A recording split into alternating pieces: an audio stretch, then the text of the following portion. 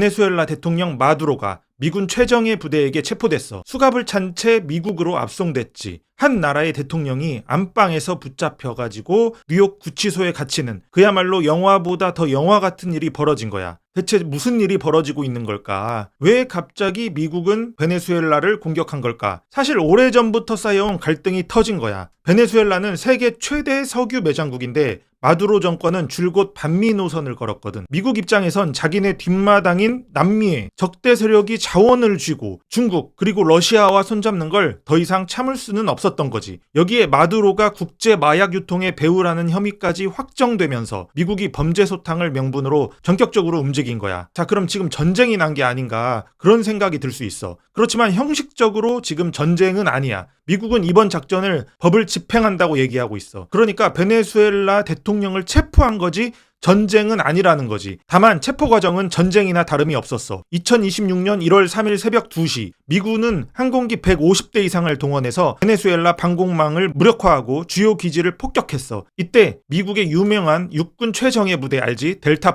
델타포스가 헬기로 마두로 운신처에 직접 침투했지. 마두로는 대피 공간으로 도망치려 했지만 미군이 워낙 빠르게 진입해서 문을 닫기도 전에 제압됐어. 자, 여기서 이런 의문을 가질 수도 있어. 대통령을 막 잡아가는 게 법적으로 과연 가능한가? 그래도 일국의 대통령인데 국제법상 침략행위라는 비판도 있어. 하지만 미국은 마두로를 대통령이 아니라 국제 마약 사범으로 취급하고 있어. 미국 검찰은 마두로가 26년간 국가 권력을 이용해 수천 톤의 코카인을 유입시켰다며 이미 기소를 마친 상태였거든. 미국은 자국 안보를 위협하는 범죄자를 잡은 거라는 논리로 밀어붙이고 있어. 전쟁이 아니라는 거지. 자, 그렇다면 마두로가 정말 그렇게 대단한 마약왕인가 궁금할 거야. 미국 검찰이 공개한 기소장을 보면 정말 충격적이야. 마두로는 부패 네트워크를 만들어서 군과 정보기관을 마약 밀매에 활용했어. 외교관 여건으로 자금을 세탁하고 대통령 전용기까지 마약 운반에 썼다는 정황이 구체적으로 나와 있지. 멕시코 카르텔이나 테러 조직과 공모해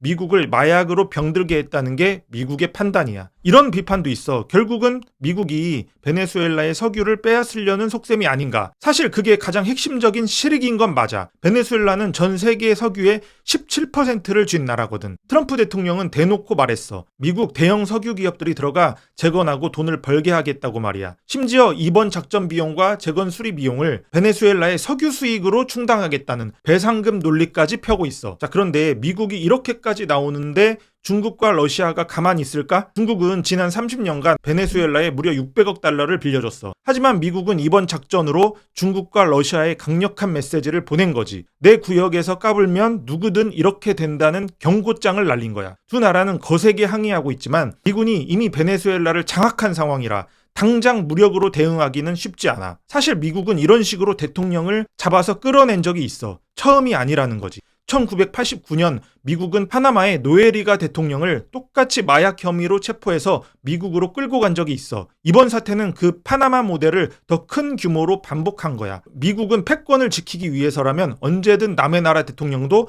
데려올 수 있다는 걸 다시 한번 보여준 셈이지. 자, 그렇다면 이제부터 베네수엘라는 누가 다스릴까? 트럼프 대통령은 안정적인 정권 이양이 이루어질 때까지 미군이 직접 운영하겠다고 했어. 베네수엘라의 국무장과 현지팀과 세부 사항을 조율하고 있지. 사실상 미군이 당분간 직할령처럼 관리하면서 석유 인프라를 복구하고 질서를 유지하겠다는 뜻이야. 사실 그 전부터 미국이 지지하던 야권 지도자가 있긴 했거든. 그러니까 당연히 그 야권 지도자가 권력을 이양받을 거라고 많은 전문가들이 예상했지. 하지만 여기서 아주 냉혹한 현실이 드러나. 그동안 미국이 민주주의의 지도자로 밀어줬던 야권 리더 마차도에 대해 트럼프는 국내 지지가 없다며 단칼에 거절했어. 명분보다는 철저하게 미국의 이익에 부합하는 인물을 내세우겠다는 거지. 그렇다면 미국은 왜 이렇게 과감한 결정을 내린 걸까? 제재나 대화로는 해결이 안 된다고 본 거야. 마두로가 중국과 러시아를 등에 업고 버티니까 더는 안 된다고 판단한 거지.